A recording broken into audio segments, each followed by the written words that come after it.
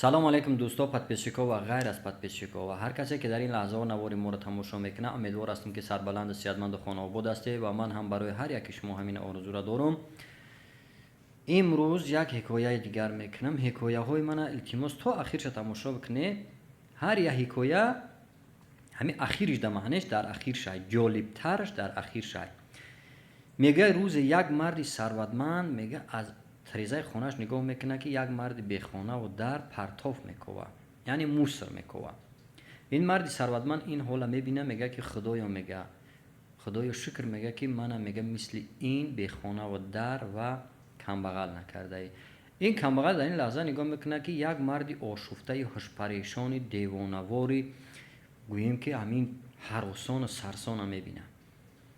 این مرد بی خانه و در چی میگه؟ میگه خدایا، میگه اگر چی خانه و در ندارم مثل این آشفته پریشان نیستم، آرام هستم، دلم یعنی قلب آرام دارم، آسوده هستم. میگه شکر میکنه. این مرد هوش پریشان دیوانه‌وار نگاه میکنه که یک یاری تعجیلی ده یک بیمارت به طرف بیمارخانه برده ایستادن.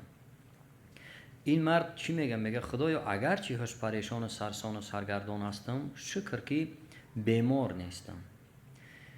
وقتی که بیمار را به بیمارخانه میبرند، در بیمارخانه میبینه این بیمار که یک تنی بیجان، یک مرده را میبینه.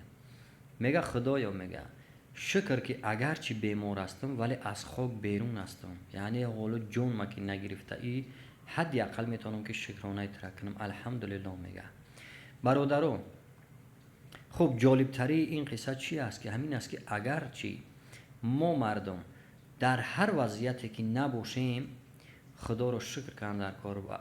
برای چی؟ چون که اگر به کدام طرفی که نظر نکنیم از خود منتها آدم پریشانتر، غمزده‌تر، بیمارتر، آشفته‌تر میبینیم. یعنی ایما در شخصایی هستند که در حالتهای ناگوارتر قرار دارند، غم اونها غم ما زیادتر است. به همین خاطر در این لحظه هایی که هستیم، این غنیمه حالا که ای خوب بیرون هستیم، باید شکر کردن در کارای خدا رو شکر گفتن در کارای. زیرا که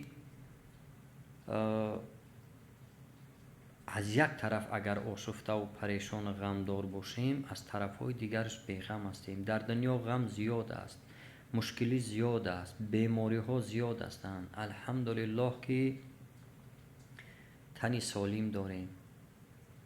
عموما در کدام وضعیتی که نباشه، اگر شل هستی، کر هستی، کور هستی، چولاق هستی، نگاه کن با خودت آدم غمزده تر، بیمارتر میبینی.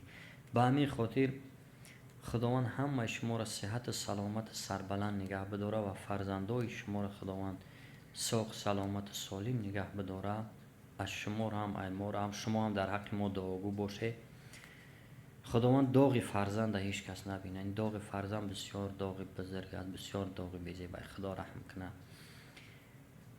اگر کسی که در کانال ما ابونه شدگی نباشه، یعنی پادپیسات کدگی نباشه، مهمون باشه، پادپیسات کنه، خواهش میکنیم کانال دستگیری کنه. کانال دستگیری شما پیشروی ما کنی، بینیم که چی گپ میشه و بعد لایک از زیر کنه. باقی در پناه خدا. خداوند همتونه صحت سلامت نگهدار باشه. وطن ما را تنج آسوده و ملت ما را خداوند موفق و رواق رواج بده.